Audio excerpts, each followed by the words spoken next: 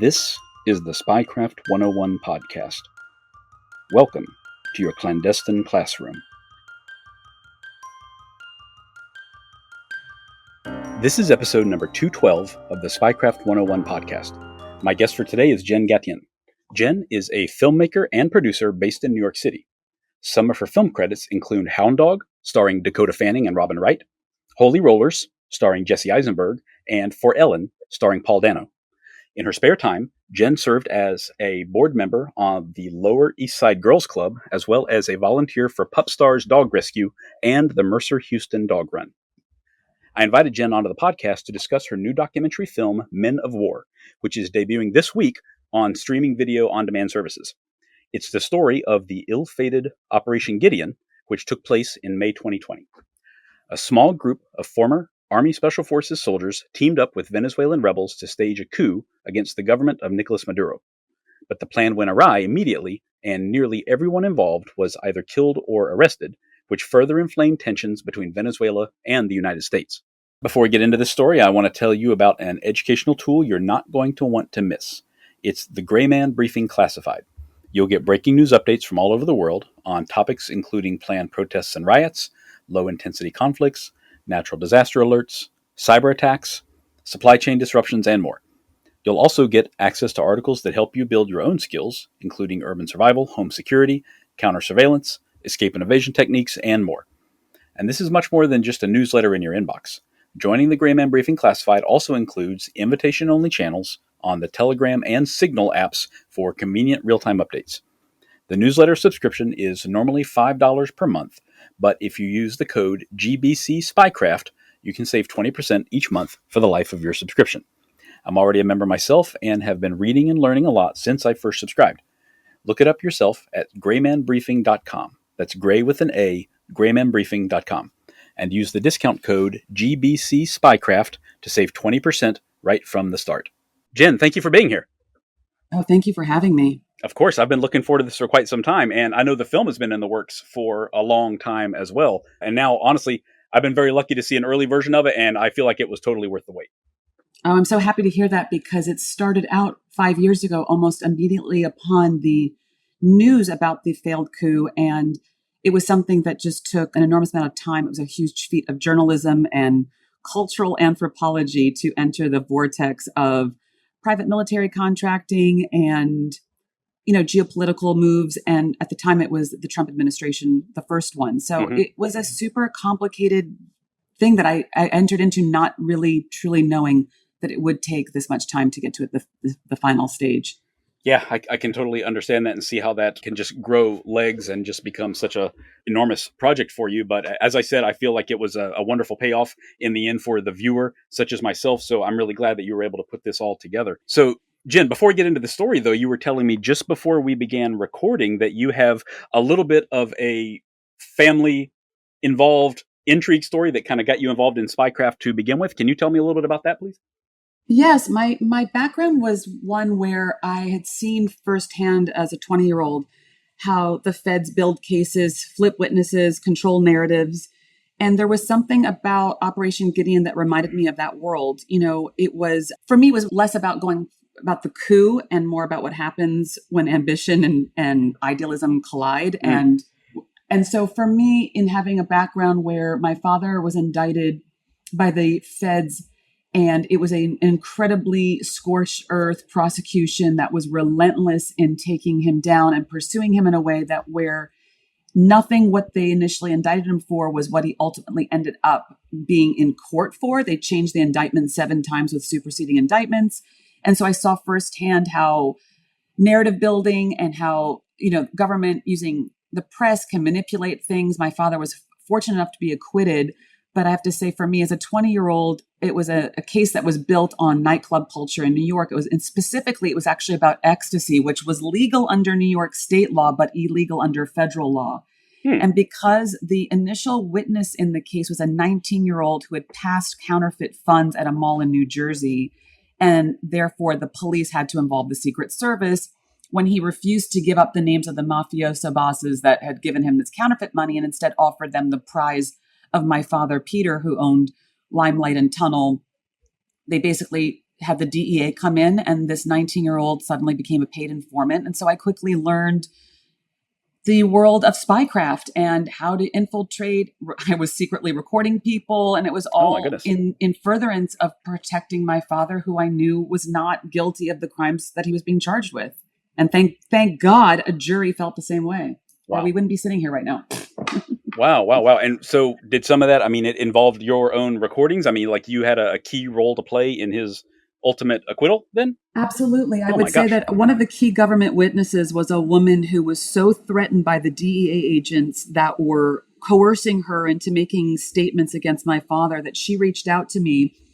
And at the time, my father had two private investigators who were not exactly club kid material, in that they were 50, 60-year-old former cops with license plates that identified their role as private investigators. And as well intended as they may have been, the club world was not one that welcomed in outsiders. And being someone that was of the same age, I quickly learned how the government can control your freedom and can make offerings to people. And if you are vulnerable, you can fall prey to that. And so it was actually the PI that said, you've got to go wired. And I met her. She was at Hunter College, and I, at the time, was at Columbia University, and I was wired. I ended up not needing to use the material that was recorded because she ultimately flipped on the government and became a witness for the defense. Oh my gosh. That's incredible. Yeah. Wow, what an accomplishment.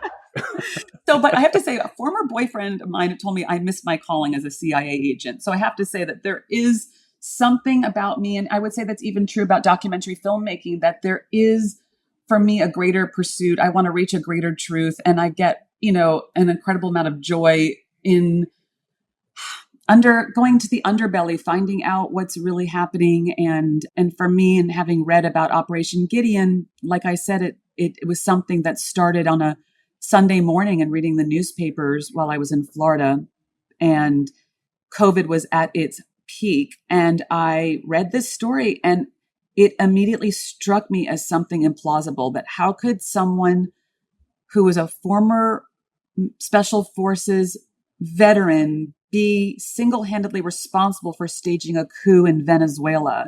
And there was something for me that I thought, I just have to know what's really going on. Mm-hmm.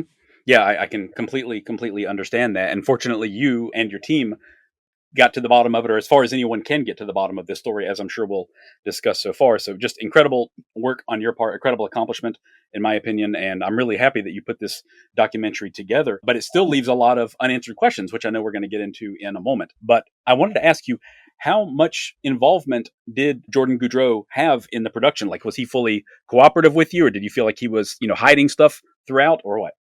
It's interesting because Jordan came with everything that a documentary filmmaker dreams of, which is that he had an incredible archive.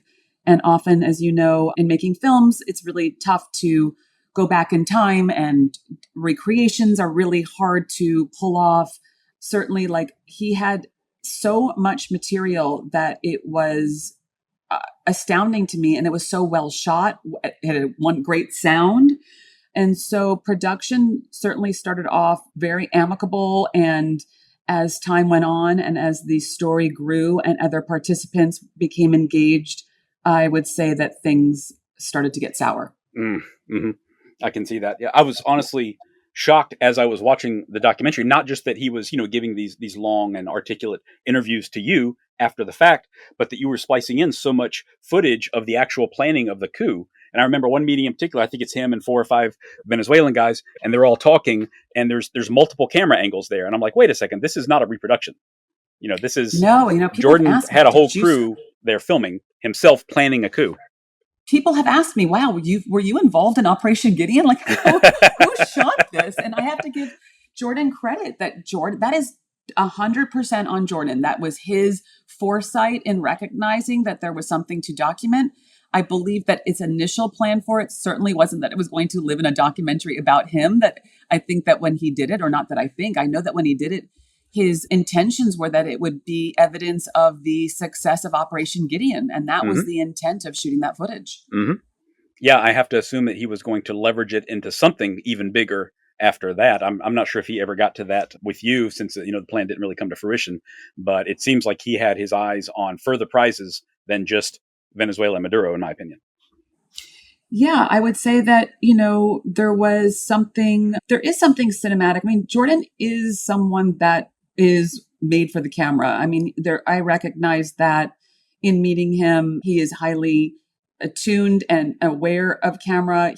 I would say, even as having been someone in the army who was behind a rifle, I mean, he looks through a lens. So there is a parallel, I think, that even Oliver Stone has drawn between war and making a film. Mm-hmm. Mm-hmm. Understood. Yeah. So can you tell me, we've talked around him a little bit. Can you tell me who he is and, kind of like his early life and what brought him ultimately to forming Silvercorp and his involvement with Venezuela? I would say that Jordan was super defined in his formative years by films about the army, and certainly mostly by his grandfather on his mother's side, really shaped his understanding of masculinity and heroism. And I would say that informed him in a very large sense of wanting to be heroic, seen as a leader, alpha male stuff. I mean, all of these things that for me as a woman filmmaker were really fascinating to sort of see how this took shape. And he quickly joined the army at 17 years old. It was his dream from being a child. And, being Canadian myself, I can say that Canada offers limited possibilities in certain fields. I would say that applies to both film and military. Mm-hmm. And so he was adamant and made his way to the United States, where he initially worked under his uncle, who at the time had been Ronald Reagan's drug czar and was highly connected in Washington, D.C. And Jordan's family is both American and Canadian in terms of some of the family settled in the United States, some of them settled in Canada. He did time in D.C. and then he went to Pendleton, California, and joined the army. And I think that's where he really found himself. I mean, he loves, breathes, eats the army. That's who this person is through and through. So I think when he was medically retired out against his wishes, it was something for him where he needed to, find his footing in the world. And like many Special Forces veterans themselves who find themselves in that same situation, they are a feed for the private military industry. And I think that's ultimately what led him to Silvercorp. Okay. And what was his early intention with Silvercorp? I mean, did he see it as a force to be used overseas, or did he start out with, a little bit of a different goal in mind? The initial goal for Silvercorp was this idea that he had hoped to bring in other brothers in arms, or we'll say brothers in the special forces, together. So there was a sense that they had this incredible skill set with having had millions of dollars poured into their training, and that if there was a way to use that for business, which would mean finding ways to do it for private security and there was a certain time when he was pursuing the idea of the Parkland shooting had happened, and if there was a way to put special forces retirees or veterans in schools. And so it started out, honestly, I would say that it started out in earnest in terms of it being an American dream. And he went to branding classes by Grant Cardone. He became aware of the power of Instagram. And I would give him credit for, not fake it till you make it so much as I'm going to brand myself. I want to be seen a certain way. And it actually lends to even the fact that he filmed what we just discussed in Colombia, he's highly aware of the power of media.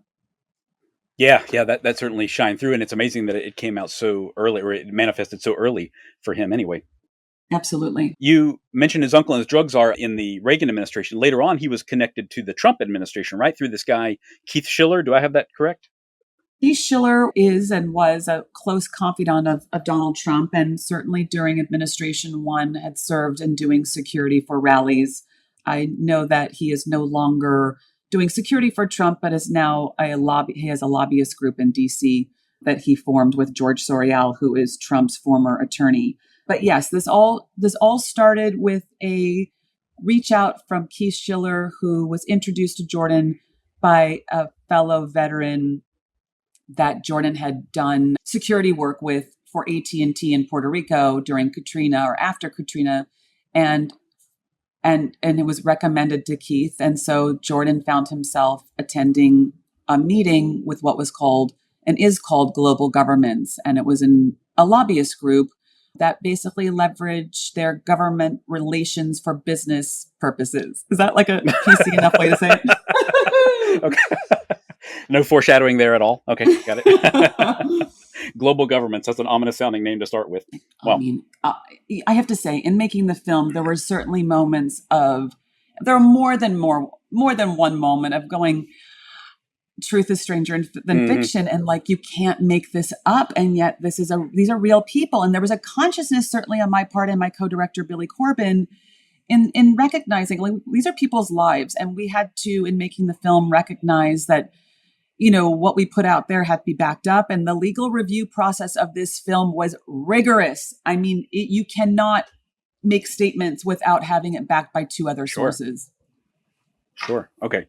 Wow. So yeah, there was a lot of, how would I put it, interesting threads there throughout the documentary. And I see that there were many articles as well, tying Trump to Goudreau through Schiller. Is that what you found? I mean, is that like an A to B or A to B to C kind of connection, or was it maybe built up in the press initially, or was this like a real conduit between the administration and Goudreau and Silvercorp? I leave that to interpretation, and that's why I feel so strongly that the film we really went the distance in providing viewers with the ability to discern by seeing the receipts that Jordan has and seeing the 302s and FBI statements that were made in the criminal case that's now pending against Jordan, for people to make that decision for themselves. It's something that even in speaking with you now, I don't know what's considered plausible deniability and what's considered tacit agreement. Jordan was certainly an open book in what he was going to do in Venezuela. And it certainly was done in a way that people that worked in the White House had knowledge of. The question then becomes, is that apparent authority, or is that just people going rogue and they had no business saying to Jordan, I support what you're doing, Yeah. Okay. Yeah. There's a fine line there. And, this is the kind of thing I think has happened a lot, honestly. And there's if you are not preventing something from happen, are you also enabling that thing to happen? I think that's a question that's kind of posed by the documentary a little bit, and by this story and quite a few others we've covered as well. It's so murky, gray zone. I really am eager to hear the response from people who see the film, and certainly those that are in positions of power, about how one would interpret the events of Operation Gideon, knowing that there were different iterations of it. Certainly it started out with what we're discussing now with global governments, Keith Schiller, and there was an individual that was set to fund the entire thing. And this was a green-lit thing that was going to proceed. And Jordan was flown to Colombia to meet with General Cliver Alcala Cordones. And it certainly had the appearance of going forward. But when the money collapsed, so did that mission. And so it became almost a second iteration with the opposition government. And when you've got a recognized president of Venezuela signing a contract with an American citizen, what does that all mean? And I still don't, I still feel strongly that Jordan's indictment is very murky, for lack of a better word, in that why aren't others being indicted? Why is this on Jordan? Okay. Yeah, I can totally see that. So, and speaking of that, really, where did the idea, or what made Jordan turn his focus to Venezuela in the first place? Because he was clearly considering a variety of things for Silvercorp to begin with. Like, was that idea placed in front of him, or did he come at it himself? No, it was placed to him. I mean, this guy didn't just take a globe and point his finger and find Venezuela. I mean, he literally was brought into a meeting. I think that for someone who had not had the direction of their life post-military, what they were going to do, and he's suddenly with big dogs in DC who are talking about billions of dollars on the table, I think his eyes lit up. And I do think that it was super enticing. He was a dog, chasing a bone at that point. I mean, it was like too good to be true, right? And there's almost like a hero's journey in it. It was like a higher call to action. Not only would it be lucrative, but he'd be liberating 30 million people. Yeah. So it was this perfect storm of everything he'd ever dream of was coming true. And he got to be the hero of the story. Come on. This guy was waiting for this moment. Yeah. I mean, I feel broadly speaking, many guys are also kind of waiting for that moment in some ways, looking for an additional purpose after leaving service or something like that. But when you get into the specifics of it, and the feasibility of it, that's kind of a different story from the idea of the adventure and the conquest and the profit, that might come from all of that. I've heard, recently, I think Blackwater is getting involved in Haiti. Maybe I don't know how true that is, but I saw some headlines about it recently. And just a few weeks ago, I haven't really followed up on it at all. But, there are a lot of people that, for them, they don't need a heck of a lot of push to go try something, like that if they think there's a chance of success. And Jordan was, apparently one of those guys. I too read about the Haiti thing, and I believe there was a Haitian American former special forces, someone who was being brought in by Eric Prince into the foray of and it's like Venezuela, lucrative, but lucrative doesn't even touch Venezuela in terms of the level of resources and the money that is available based on what that country offers, and certainly surpasses anything Haiti could offer America. Yeah, absolutely agree. Tremendous potential in that country for somebody who wants to, turn that potential to their advantage. So when did he meet up with Cliver Alcala? And was that like the partnership, or was it larger than the two of them as well? I believe that the partnership really was the meeting of everything that the two of them both wanted, in the sense that Jordan wanted this contract and wanted the ability to take out Maduro. And for Cliver, he was finally going to have the support of America, which is something that he needed in order for him and the expats that were training in Colombia, rather, to do this mission. So the two of them were very simpatico. And I think that it felt like it was a doable thing, because Cliver, you've got to remember, had left Venezuela as a major general under Chavez and was absolutely, Maduro's fiercest critic. But more than that, what he offered was a real relationships within the current military in Venezuela, and that he would be able to figure out and bring to the table active members of military that would be willing to turn their back on Maduro if there was an incursion. And that's what that's what he brought to the table.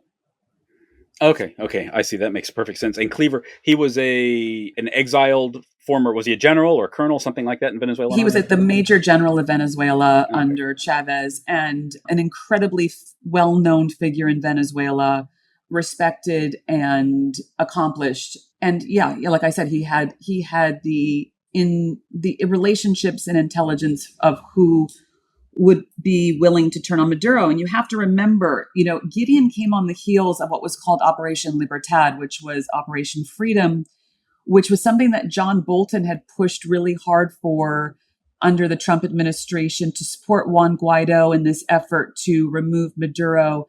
But what the mission then lacked was that Juan Guaidó is a civilian, and he did not have the respect or the relationships of the military that would have been required in order to turn that country around.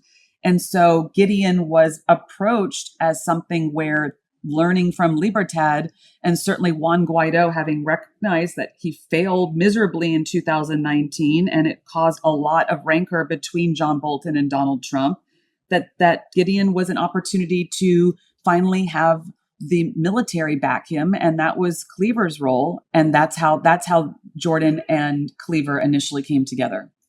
Okay, fascinating. So, of course, we know that the plan ultimately did not work out, but did they set, in your opinion, like reasonable and feasible goals for this, or was it like pie in the sky right from the beginning? Like, did they ever have a shot at this at all? From my research and having spent an enormous amount of time on this project, and also, talking to people from Sebastiana Berries, who is a exiled journalist who has an incredible handle, and her specific beat is military in Venezuela. The theory is that this absolutely had a shot under the direction of Cliver Alcala. So as the film details it at length, and I hope that people get the message, is what happened is Cliver Alcala ultimately became too much of a threat to Juan Guaidó in recognizing that if Cliver was successful in removing Maduro, that country would in no way install Juan Guaidó as president. And that would instead be something that a country like Venezuela would recognize the rightful president to be someone like Cliver Alcala. Mm. And so that threat became so real.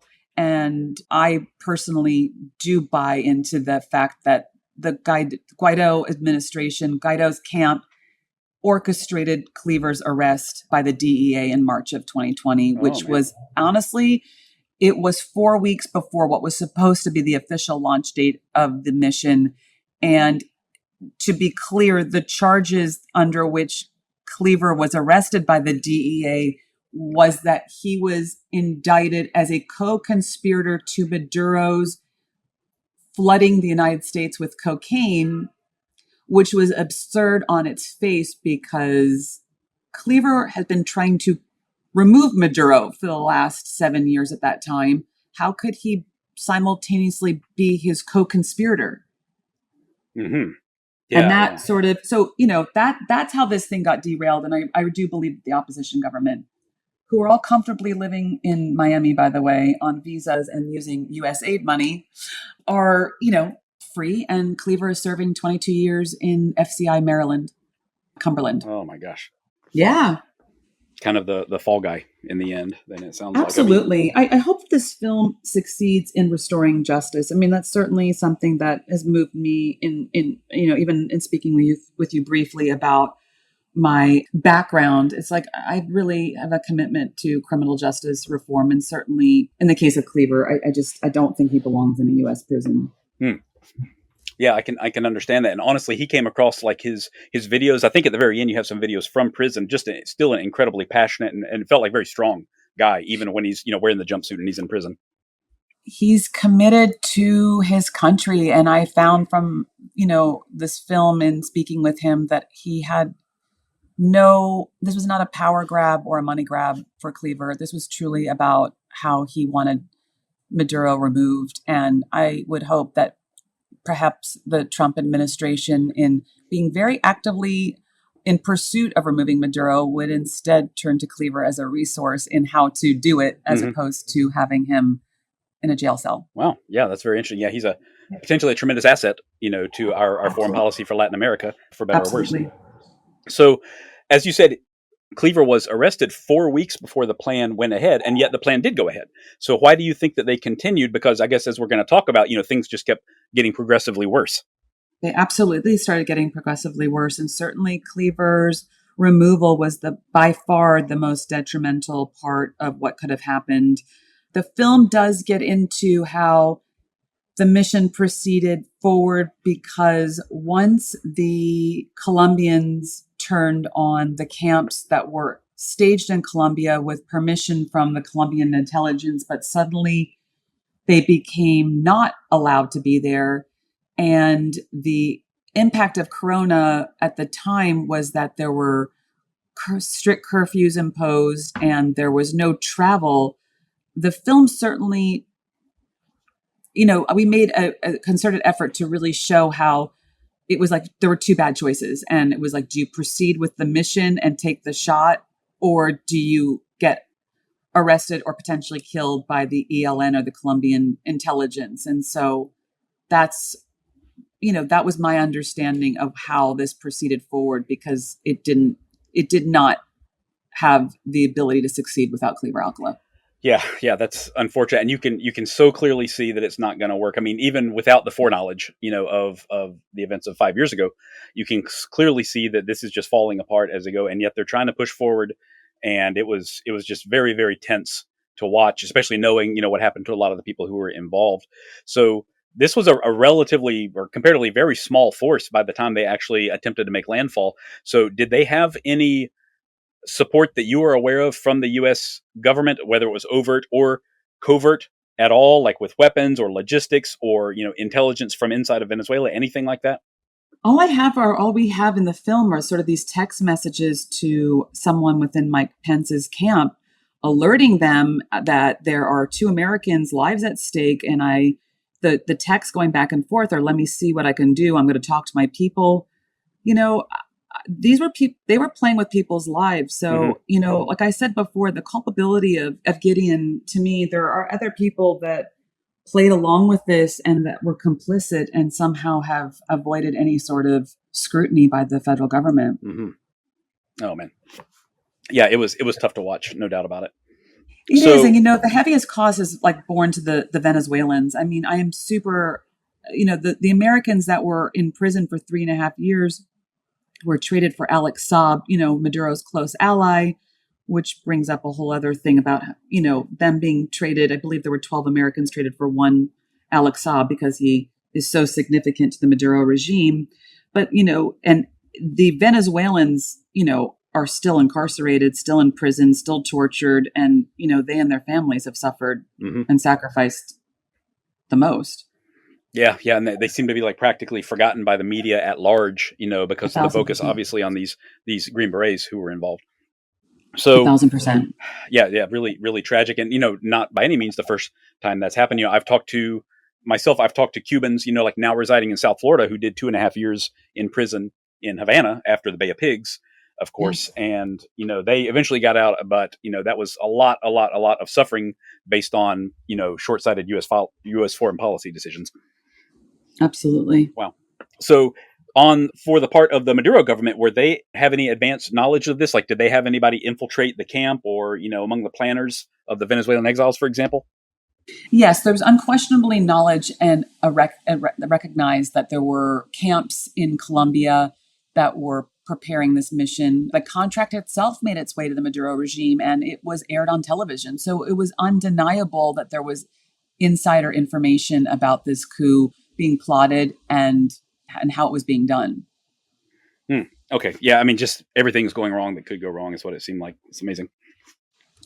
And that would be true. And you can't discount COVID too. Yeah, exactly. Like everything, like it was a series of events and it was one detrimental element after another. And it happened in a succession very quickly. I think they had a really smooth run. Like things were really flowing and like things were looking good. And then I literally hit this place of like, literally every day they were hit with another massive blow. Right.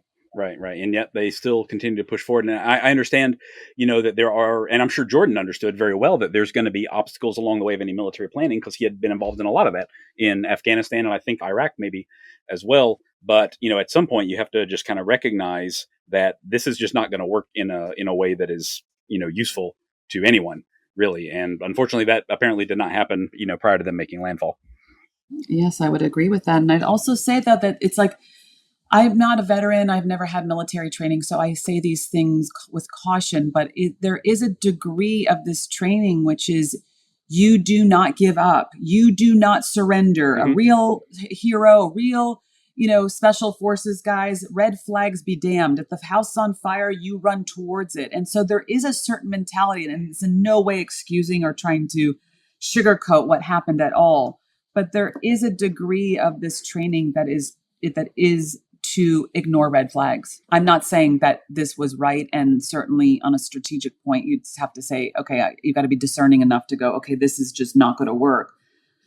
But yes, the power of believing that right will prevail, like we pray, like God's on our side, those sort of. Yep. So I think Operation Gideon actually started, if I'm not mistaken, on the 3rd of May. Can you kind of take us like hour by hour through what actually happened once they actually started moving? I believe what happened is what was supposed to be 3 boats, because Jordan was supposed to be there on what was a 3rd boat, but they were down to 2 boats. And so 2 boats would have left the coast of Colombia and in what were supposed to be making it to safe houses that had been organized on the coast of Venezuela with cars, gas, and a safe place for the guys to land and go and hide. And they would ultimately meet up with their Venezuelan military, the people that had been organized and were aware that these guys were coming and were ready to turn on Maduro. That was certainly the plan. One of the boats was stopped almost immediately. And when the other made it to shore after 72 hours, they were long expected.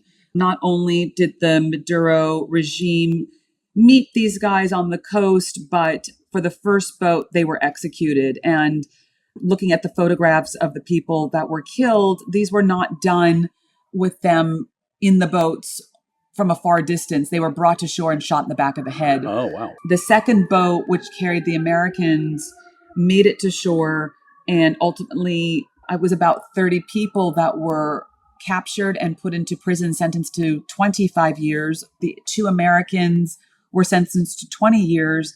And what people don't recognize or know is that anyone that assisted, facilitated, or partook in this operation, and when I say that, I mean the people that supplied the trucks, the people that supplied gas, the people that supplied the plane, those people are also sitting in a prison in Venezuela. And this was a huge shakeout in that country in terms of people giving up other people that had assisted or that were going to help with this mission.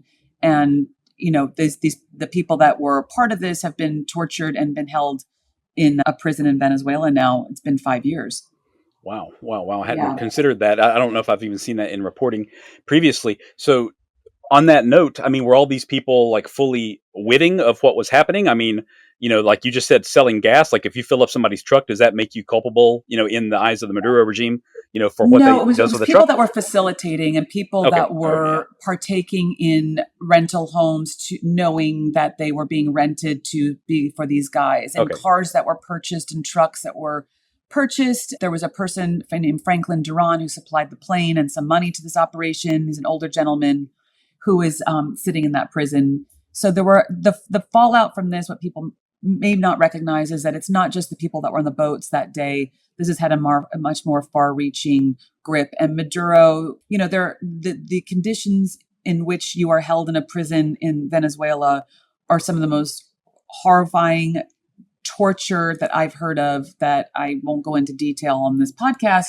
but they know no limits to torture. Man, yeah, just complete catastrophic loss all around. Absolutely. It sounds like everybody's swept up in that. And did they even fire a shot at any point? I mean, were they just all caught? I've seen the footage of I guess it was the second boat landing and the police are waiting for them on the shore and there's a helicopter overhead. Correct. And some of the men, which we didn't get into in the film, but some of the men that were on the boats actually made their way off the boats before it made landfall and went into other areas of Venezuela, hiding on a farm. There were some that were, captured days later. It was like a manhunt for anybody that was involved in this thing. Okay, I see. And the 2 Americans I think it was Luke and Aaron, right, that went ashore. They were in the second boat that was captured alive, right? And, yes, exactly. And they describe. It's the brother in the film, Mark Denman, describes the conditions and the way in which they were tortured to give up names and the conditions under which they were held for 3.5 years. And they were ultimately, the Biden administration negotiated terms for their release in December of 23 with the trade of someone named Alex Saab, who was Maduro's close ally and literally knows where the bodies are buried and the money is held. So he was a big prize for Maduro to have returned. And in exchange, we got back 12 Americans. Okay. That's fantastic. Yeah, I definitely recall the news about that, although I didn't know much about Alex Saab at the time. And yet the one person who wasn't captured is Jordan. So you said he was on a different boat that did not go to shore. Is that correct? That's correct. Jordan was making his way from Miami to Colombia, and he ended up getting as far as Curacao. And if you look on a map, Curacao is actually not that far from the shores of Colombia, but the boat that he was in did not make it. And so he and another person that was on the boat with him they signaled an EPIRP, and the movie gets into this, and they were rescued by the Coast Guard and pulled back to the United States. Okay. Yeah, he was filming himself then, and that was honestly very, very emotional scene, certainly when he's talking to his guys on the sat phone out there in the water, but it really kind of defies belief that he has boat trouble at the one time that will keep him out of much greater trouble to me. So, you're not the first person to raise that. Yeah. I will say, knowing Jordan, I really believe he had every intention of getting there, and that wasn't some sort of deliberate thing. But yes, I know people have gone like, wait, that's convenient. Yeah. The optics are not good. Yeah, the optics are not good on that one, certainly. The optics are not good. Yeah. Not that, I mean, he came out of it scot-free, as I'm sure we're going to get into, of course, but still, I mean, he avoided 3.5 years in a Venezuelan prison at the very least. So those guys, they're back home now, finally, my gosh, after unbelievable ordeal, I'm sure. And Jordan had a lot going on at the time, but he avoided arrest for quite some time, right? So what did he do in the actual aftermath of this once it, made headlines worldwide? The aftermath, I believe, for him was like a person that had gone from anonymity to a world stage. I think he was ill prepared. I think that it was his worst nightmare in terms of having built for the last, at that time would have been a year of believing that he was about to be celebrated as a hero who restored democracy to the country of Venezuela, to suddenly being, I'm going to say, pretty ruthlessly mocked in the media. And there was a lot of shows that would reference him as this rogue maniac. And sort of, I think that he was incredibly despondent. And that was in large part, certainly probably the most motivating factor for him in participating in this documentary, was to get his version of events. And at the time, I will say that his motivation mainly was that if he could participate in a film that would bring attention to what happened, that it would assist in the release of Luke and Aaron. I will say that was definitely a motivator, because what other resource do you have to do anything? And that was like this idea of like the pen is mightier than the sword. Like maybe if people realize the deep U.S. government connections to this thing, and that Jordan was not operating out of this rogue mission, but that had in fact been coordinating it, that he would be able to, get the word out that these guys needed to be extricated from Venezuela. So that's what happened in terms of Jordan's impetus for doing the film. But I will say that what quickly happened after, and the film does depict this, what quickly happened after Operation Gideon went sideways is that Jordan was contacted by the FBI, and he was arranging a meeting with them on what I believe was a Friday, I'll say at 1 p.m. And for whatever reason, and it's something that I don't have the answer to, the FBI scheduled the meeting, but rather than go forward with the meeting, they raided him at like 6 a.m. on a Thursday, we'll say. It was like the day before. And for him, being who he is, he felt like there was something at play, because if he was willing to meet the FBI, what was the reason for raiding him? And that was what spooked him beyond, and thinking like, this is like America that I defended is now I'm the enemy of the country I served. And I have to tell you, this undid this person. So when Jordan looks out the window and sees guys in camouflage with automatic weapons, and then gets a knock at the door, and it's people that are fully masked, and there were different agencies, according to him, that it wasn't just a mask, like a COVID mask. It was like a full helmet gear, like the kind of gear he wore when he went to war. And I have to say, I don't know what the messaging was for the feds, because if you roll up on a guy like Jordan, who's been trained to kill people that show up in that way, it could have elicited a really bad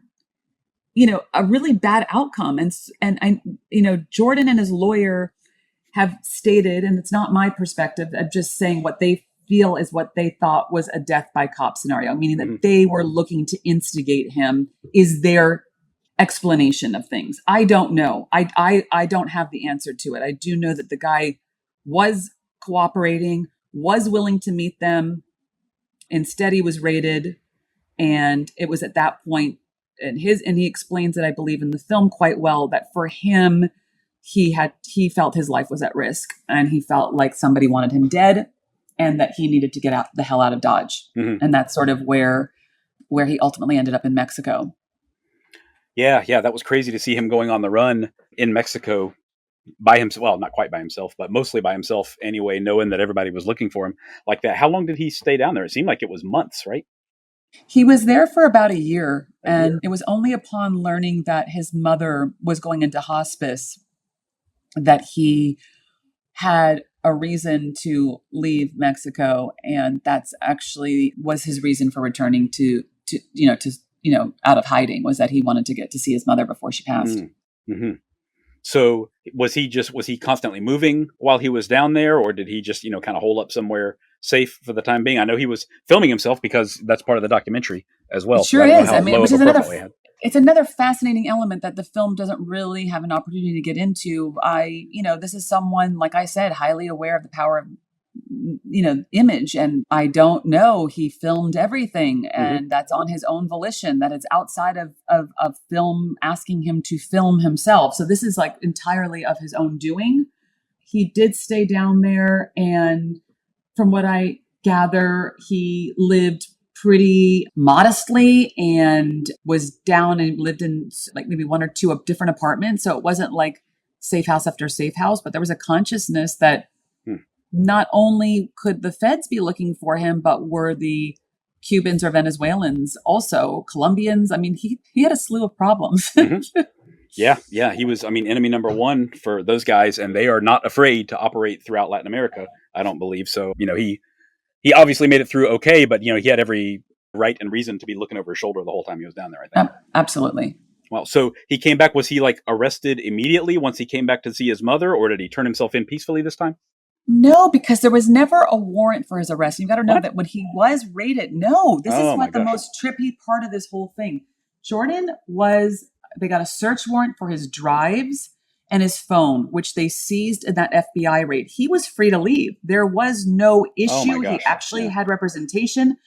The truth is that no one ever asked him to turn himself in. There was no warrant for his arrest. You've got to understand that he came back, lived openly. I mean, he's in the United States. And for the record, he's living on a military base in Tampa, in which the only way you can get on that base is by showing your ID. So it's, it's confusing to me in that he living secretly. He definitely lived quietly, but he's living on federal property that you could only get on by having your ID scanned. So what a mess. It came as a huge surprise, I will say, that 4.5 years later he was indicted. Listen, anything's possible. It just struck me as unusual that it took 4.5 years. And maybe there'll be an answer to that when it ultimately goes to trial. Right. But I don't know. Right. So what are the charges then? Some sort of conspiracy related specifically to the coup, or is it like arms trafficking charges, something like that? It's ultimately arms trafficking charges, which include night vision and other ITAR prohibited items. ITAR. Okay. Yeah, that'll get you. Okay, that makes sense. That'll get you. Wow. Yeah, they do take those seriously. Like Al Capone with the tax evasion stuff, I guess. Yeah. Let's see how ITARs would get you. Dang. Okay, so he has been arrested and indicted, and has he already been tried? He is not. He's set for trial in February of 26. Oh man, so the stories does not have an end. The story, listen, okay, by the way, I also want to cap this off by saying the film announces we are going to the Toronto Film Festival in September of 24. Yes, 24. And 4 weeks before the premiere, he gets arrested. And I'm just going to leave it at that. I really, truly thought, okay, the movie's done. We're going to the premiere. It's a wrap on the Jordan Goudreau cuckoo-ness. It's a wrap. We're done. And it's been fascinating in sort of seeing how the threads of the film we did incredible journalism, incredible feat of weaving all this stuff together. But in seeing the 302s and the discovery in the case against Jordan, it's been fascinating to see who's the cooperating witnesses against him and how the case was built. I see. And speaking of 302s, I think you mentioned that you are named in those, weren't you? At some point, were you like under surveillance or something like that, just for, filming him and that kind of thing? There was certainly an awareness in the 302s in which they mentioned me making a film about him. And so there was a consciousness during the time that he's being followed and tracked by the FBI that he is simultaneously making a documentary about the very thing they're investigating him for. Okay? This whole thing Oh my gosh. That's amazing. I'm imagining them, because he's on camera. You've got these recorded interviews with him. I'm imagining them sitting way back in the distance, listening in to try to learn something new about what he did as he talks about specifically every step he took along the way. I mean, like I said, the truth is stranger than fiction. Yeah. I mean, we are literally following him with a camera team as he's being investigated at the same time. It's highly unusual. I don't know any other film that's done that, to tell you the truth. No, that's amazing. Yeah, it was incredible to see. So you probably are as knowledgeable of this story as just about anyone. Do you anticipate that there will still be some surprises that might come out in court, or have you just been following it enough that you kind of know how it's going to go? I believe that the court case is going to reveal a lot, because there are going to be witnesses that were not participants in the film. And by participants, I mean people that participated in Gideon, like Luke and Aaron, and other people that were involved in the formation of this operation that the film never got the chance to speak to. So I do think there will be some huge revelations. Okay. Yeah, I'm very much looking forward to that. And I'm glad that you mentioned Luke and Aaron. So they made a choice not to participate in the documentary, not to be interviewed, I take it? They did not. We could not make contact with them. And Jordan's co-defendant is a woman named Jaxie Alvarez. She too did not participate in the film. And it was a conscious choice as far as not portraying Jaxie in it, because at the time that we were filming, she was incarcerated in Colombia for 3 years. And she has denied always that she shipped any arms and went to jail in Colombia for it. I have to say, it's unusual to have someone who's got pending arms trafficking charges in Colombia. She entered the United States, and shortly upon entering the United States was indicted for arms trafficking with Jordan. So she's not in the film, and she's an important part of the case. And with Luke and Aaron, you have to remember, we had long wrapped by the time they got out of prison in December of 23, but that certainly didn't deter. Billy Corbin did make efforts to reach, but as far as I know, they have not done any interviews or participated in anything speaking to their experience on Gideon and their horrific experience in being incarcerated. Okay. Yeah, I was very curious. I would, of course, love to hear their perspective, and I'm sure you would as well. So hopefully they, make the choice one day to open up in some way about it. But if not, that's really something that they went through, and I can imagine they might want to, keep it to themselves. So I guess we'll see. We will see. Wow. Well, Jen, it's an extraordinary story, and I'm so glad that you were able to be there for so much of it as it was going forward, as it was progressing and developing. And it's really, really wonderful. And I know that this has been a long journey, from the end of cameras rolling, as you said, all the way through the festivals, and now it's coming out. So for those of you listening who want to catch the film, it's hard to do it justice, honestly, with an audio interview, because there's so much incredible footage there to be seen, so much of it from Jordan himself and from other sources as well. It's called Men of War, and it is debuting the day after this episode debuts. So that's going to be September 9th, Tuesday, September 9th. It will be out on streaming services, so make sure you look for it after you listen to the episode. Jen, thank you. I have to ask, what do you think that you're going to do now that this is mostly wrapped up, or at least the film is wrapped up and debuting? Do you have another project in mind? I do have a project in mind, which is going to do a deep dive into the 1990s nightlife culture and looking back at the case that I poetically described at the beginning of this episode, in that the government witnesses that flipped and then turned on the government, and there's a few people that I think would be willing to speak for the first time in many years about working as paid informants and being able to deal drugs, do drugs, party, hang out with the DEA agents, and get a pass on all the stuff that they did, that are finally willing to speak about how, when there is a pursuit of a scalp that the government wants, it's no holds barred, and they will do anything they can to make a case. And I would love nothing more than to go back into my asset spy craft background and explore where my roots come from. Very so cool. That's my next project. Yeah, that sounds absolutely fascinating. Do you think that that's the kind of thing that you will work on for like 2 years or 3 years or something like that? I mean, I know this one took you 5 years. I do. It will never be 5 years again. This thing just was so sprawling. We could never reach the end. It was so tenuous. There was Cliver's trial. There was, Sebastiano we interviewed in Madrid. It was just a very sprawling story. And the more that, honestly, in this case, the more that we uncovered, the more questions came up. So I do think that because the nightlife stuff is so my legacy and so something that is so second, it's like how I'm wired. It's what I come from. It'll be an easier roadmap for me. Okay. Well, that's good for you. Trying to put together a geopolitical private ambition, public Mm-hmm. consequence, gray zone of Gideon. Very cool. Very cool. Well, I'm definitely looking forward to that. And I really appreciate your time today. And I hope that everybody watches the documentary because it is absolutely not to be missed. Thank you so much. Of course. So do you have a website or social media profiles or anything that you'd like to share if people want to follow along and see, what develops with your next project, for example? Absolutely. I'm not terribly active on Twitter, but I am on Instagram as Dear Jen, which is the animal deer, DEERJEN. And my website's by the same name. And I often update it with places and that the films will be screening, or if I'm doing Q&As, and certainly there'll be information if people want to contact me and they lived through Limelight or Tunnel stories and they'd like to talk about their nightlife years in the 90s. Come find me. Oh yeah. That would be very, very cool. I hope that certainly happens for you. Well, fantastic. Well, I really appreciate your time, and let's stay in touch after this because I'm looking forward to what you work on. I really appreciate it. Thank you for having me. Of course. If you're interested in more of Spycraft 101, look for my page on Instagram at Spycraft 101. You can also find more great articles on my website, spycraft101.com. Thank you all for listening, and I hope you'll stick around because there's lots more to come.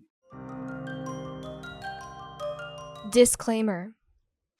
This podcast is for entertainment purposes only.